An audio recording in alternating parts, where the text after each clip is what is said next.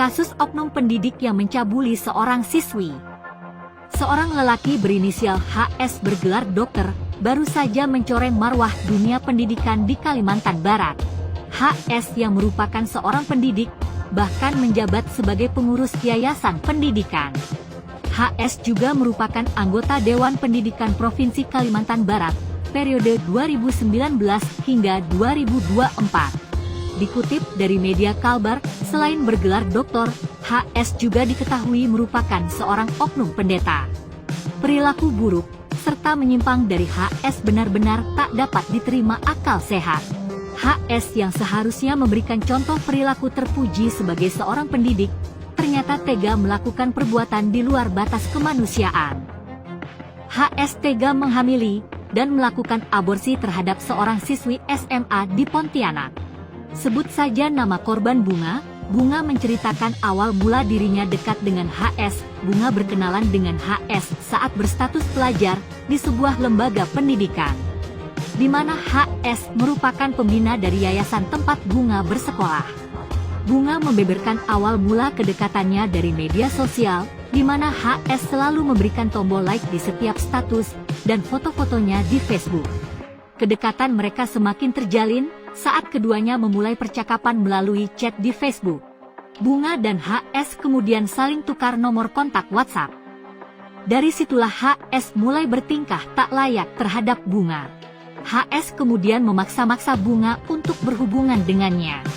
Namun pada Juli 2022, saat itu Bunga baru pulang dari Bandung dan langsung dijemput HS. Bunga tak dapat menolak ketika HS membawanya ke sebuah hotel di Pontianak. Bunga saat itu merasa takut, karena HS merupakan seorang pembina yayasan. HS mengancam akan memberikan nilai sekolah yang jelek kepada Bunga jika tak menuruti nafsunya. Dan akhirnya terjadilah hubungan badan antara Bunga dan HS. Seiring berjalannya waktu, keduanya berkali-kali berhubungan, hingga akhirnya Bunga pun hamil. Namun saat itu HS tak mau bertanggung jawab, karena merasa itu bukan anaknya.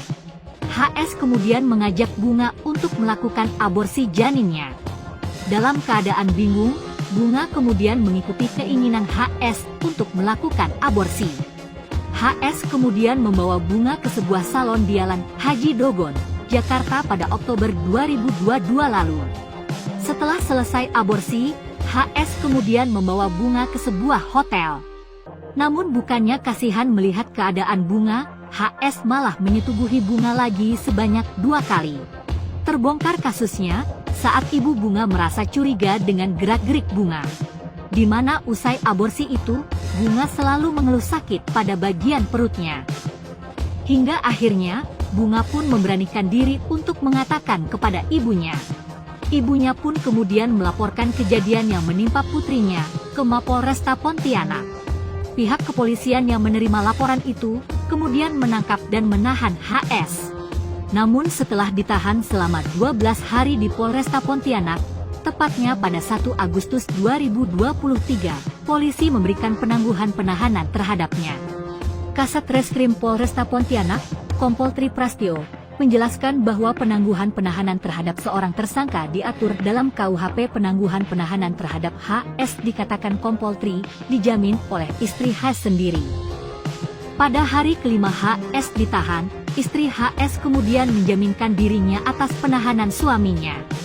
Kemudian 1 Agustus kita berikan penangguhan, melihat latar belakangnya, dia tulang punggung keluarga, kooperatif dalam pemeriksaan.